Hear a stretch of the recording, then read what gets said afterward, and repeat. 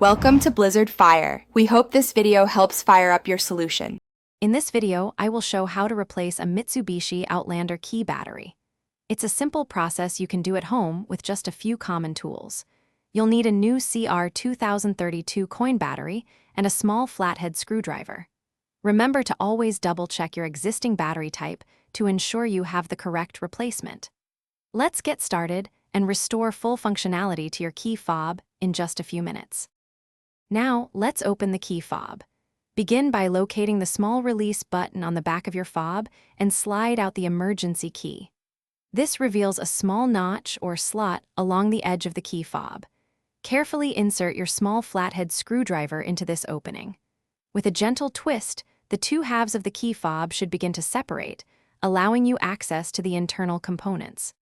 With the key fob open, you'll see the old coin battery. It's typically a CR2032, a common 3-volt battery.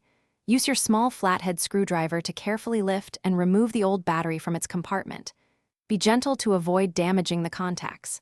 Now, take your new CR2032 battery and insert it, ensuring the positive side, usually marked with a plus sign, is facing upwards. It should snap securely into place.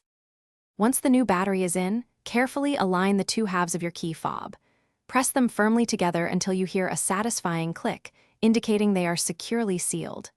Next, slide the emergency key back into its designated slot until it locks into position.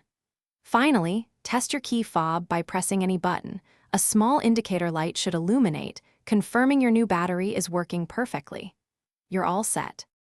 Thanks for watching. If you found this helpful, don't forget to like and subscribe.